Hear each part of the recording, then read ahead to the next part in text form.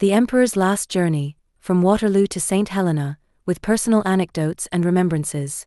The final chapter of Napoleon Bonaparte's life, beginning with his defeat at the Battle of Waterloo and culminating in his exile on Saint Helena, is a story laced with irony, grandeur, and melancholy. What follows is an extended account of that journey, including the personal anecdotes and remembrances of those who accompanied him and observed his final days. The Fall of Napoleon at Waterloo.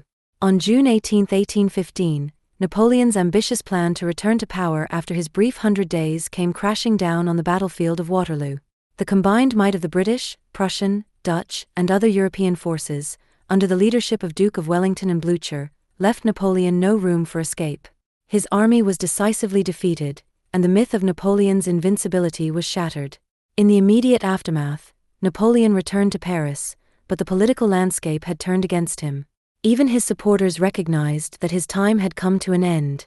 Marshal Ney, once one of his most loyal generals, reportedly said, "We can do nothing more for the Emperor." With no other option, Napoleon abdicated for the second and final time on June 22, 1815. A gamble for asylum, surrender on the HMS Bellerophon. Napoleon's flight to the French port of Rochefort was marked by a desperate hope of finding refuge far from Europe. Initially, he considered escape to America, but British warships patrolling the coast dashed any hopes of fleeing across the Atlantic. On July 15, 1815, Napoleon made a fateful decision. He surrendered himself to Captain Maitland of the HMS Bellerophon, hoping the British would treat him with the dignity of a fallen ruler and perhaps offer him asylum in England. One anecdote from this moment, recounted by Captain Maitland, captures the profound sense of resignation that had settled over Napoleon.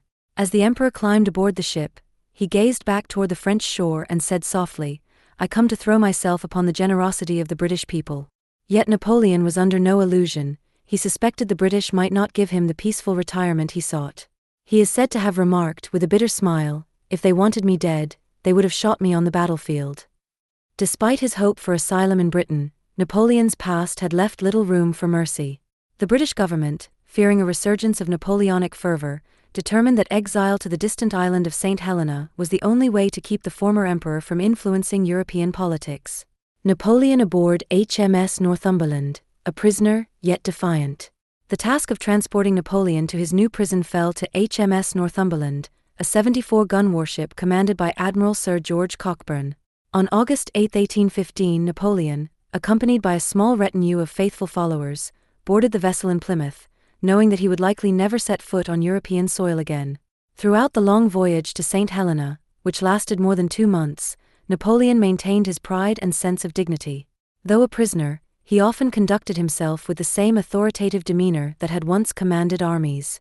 Admiral Cockburn, while responsible for ensuring Napoleon's secure passage, respected the emperor's stature.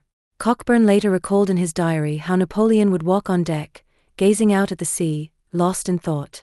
Napoleon spoke little during these solitary walks, but his silence was powerful. One officer noted, his expression was one of a man who had seen the world and found it wanting. Among Napoleon's companions was General Henri Bertrand, who had served as one of his closest aides. Bertrand, in his memoirs, recounted a moment during the voyage when Napoleon gathered his entourage in his cabin to discuss his past campaigns. "Do you think I would have been remembered if I had stayed on the throne?" Napoleon asked, with a mixture of curiosity and pride. Bertrand, loyal to the end, replied, "Sire, your memory will last longer because you have fallen." Napoleon also made a point of retaining his intellectual habits. He spent much of his time reading Caesar's commentaries and Plutarch's Lives, perhaps finding in them the parallels to his own rise and fall. His secretary, Emmanuel de Las Cases, who was also aboard, later recounted how Napoleon would often dictate his memoirs, focusing particularly on his military victories.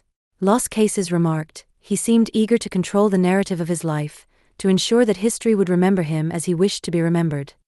Arrival at Saint Helena, isolation in the Atlantic. HMS Northumberland reached Saint Helena on October 15, 1815, after weeks of navigating the Atlantic.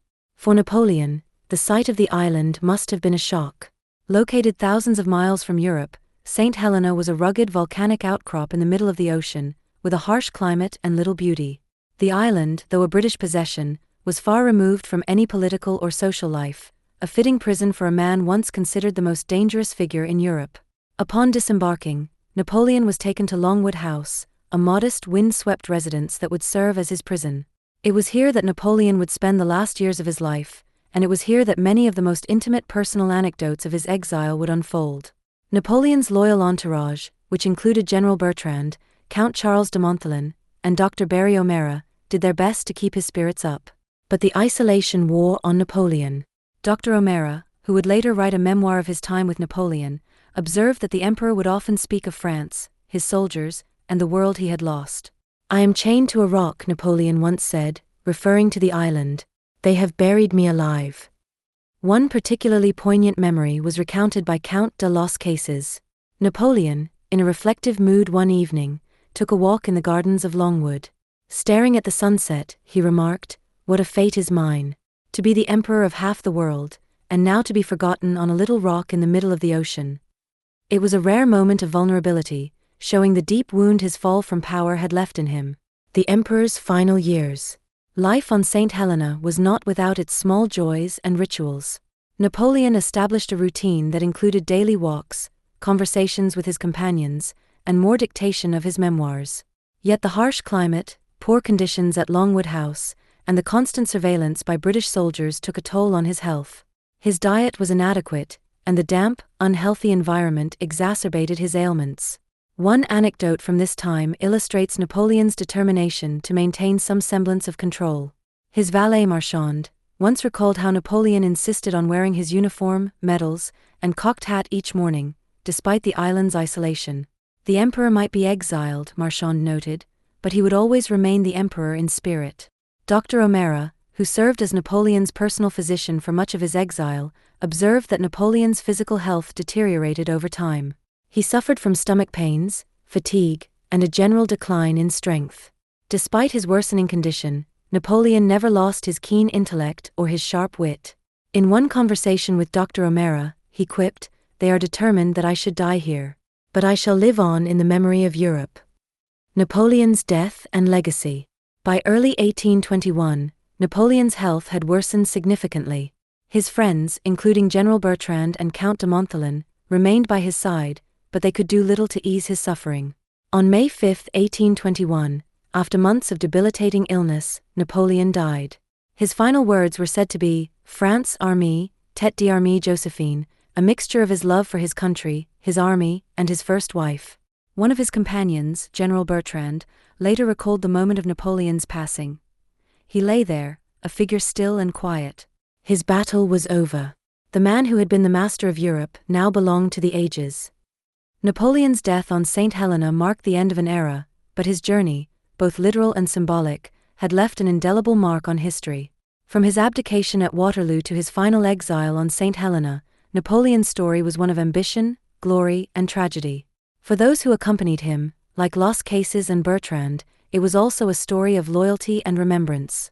If you've enjoyed this video, don't forget to hit the like, share, and subscribe buttons to stay updated with more content. This content has been adapted from the powerful features of Polyspeaks 4U, South Africa's leading accessibility software. Learn more at www.polyspeaks4u.co.za. We invite you to support this meaningful dyslexic initiative, crafted and developed by an individual who personally understands the challenges of dyslexia.